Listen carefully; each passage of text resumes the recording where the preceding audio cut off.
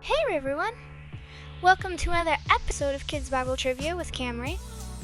Today we are going to learn about a miracle that God did for the Israelites when they were in the desert. Do you know what it is? It's the water from the rock! That's right! God made water come out of a rock to quench the thirst of his people. How amazing is that? But do you know the details of this story? How did it happen? Why did it happen? And what can we learn from it? Well, you're about to find out. I have prepared 10 questions for you to test your knowledge and have some fun. Are you ready? Let's go! Question 1. Where were the Israelites when they complained about having no water? Egypt, Rephidim, Canaan, or Sinai? The correct answer is Rephidim. The Israelites had left Egypt and were on their way to the promised land of Canaan. But they had to pass through a desert where there was no water. They camped at a place called Rephidim, but there was no water there either. So they started to complain against Moses and God. Question 2. What did the people say to Moses when they were thirsty? Please pray to God for us. Please find us some water.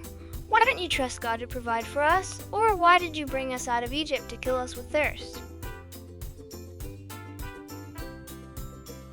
The correct answer is, why did you bring us out of Egypt to kill us with thirst? The people were very angry and ungrateful. They forgot how God had rescued them from slavery and how he had done many miracles for them. They blamed Moses for their situation and accused him of wanting to kill them and their children and animals with thirst. They even said they wished they had stayed in Egypt. Question 3. What did Moses do when the people complained? He argued with them, he ignored them. He cried to God for help, or he hit them with his staff. The correct answer is he cried to God for help. Moses was very afraid and distressed. He didn't know what to do. He felt like the people were ready to stone him. So he turned to God and asked him what he should do. He trusted God to help him and the people. Question 4. What did God tell Moses to do?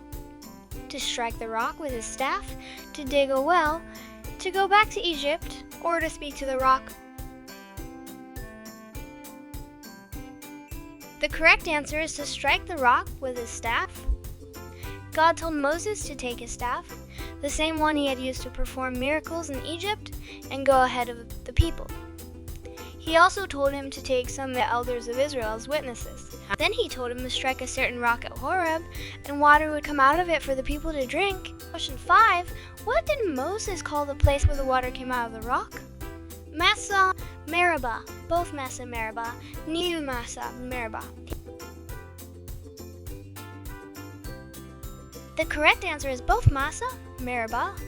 Moses named the place Massa, which means testing, and Meribah, which means quarreling because of how the people tested and quarreled with God and Moses. They doubted God's presence and power among them even after seeing all his wonders. Question 6. What happened after the water came out of the rock? The people praised God and thanked Moses. The people fought with the Amalekites who attacked them. The people repented of their sin and asked for forgiveness, or the people moved on to another place. The correct answer is the people fought with the Amalekites who attacked them. As soon as the Israelites had water, they faced another challenge. The Amalekites, a wicked nation that lived in the desert, came and attacked them at Rephidim. They wanted to stop them from reaching Canaan. So Moses told Joshua to choose some men and fight with them, while he went up on a hill with his staff and prayed for them. Question 7.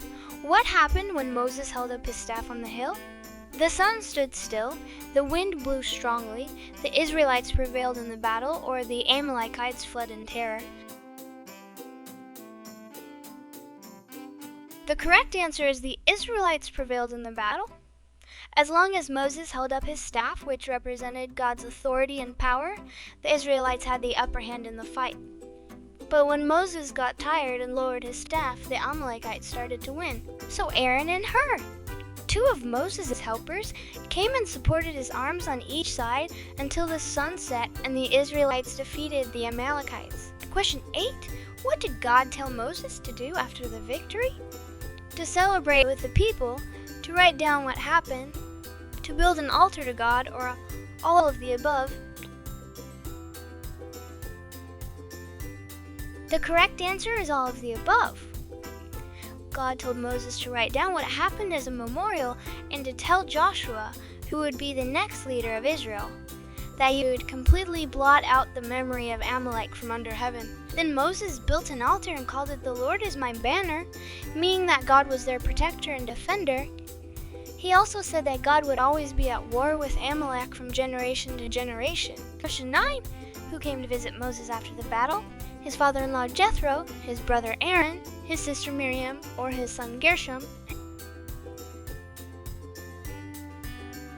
The correct answer is his father-in-law Jethro. Jethro, who was also a priest of Midian, heard about all that God had done for Moses and Israel. He came to meet Moses with his wife Zipporah and his 2 sons Gershom and Eliezer. He brought offerings and sacrifices to God and blessed him for saving his people. He also ate bread with Moses and the elders of Israel. Question 10. What advice did Jethro give to Moses? To teach the people God's laws and commands, to appoint judges over the people to help him, to rest and take care of himself, or all of the above? The correct answer is all of the above. Jethro saw that Moses was spending all day judging the people's disputes and problems. He told him that this was not good for him or the people.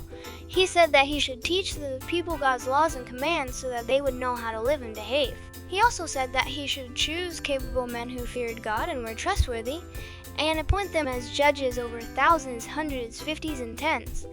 They would handle the minor cases while Moses would handle the major ones. This way, Moses would not wear himself out, and the people would be satisfied.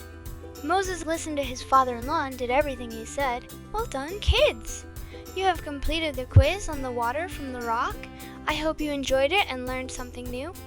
Remember, God is always with us and He can do anything for us. He loves us and wants us to trust Him and obey Him. He's our source of living water that never runs dry. If you like this video, please give it a thumbs up and subscribe to my channel for more Kids Bible Trivia by Kamri. Also, don't forget to share it with your friends and family. And if you have any questions or comments, please leave them below. I would love to hear from you. Thank you for watching and see you next time. Bye!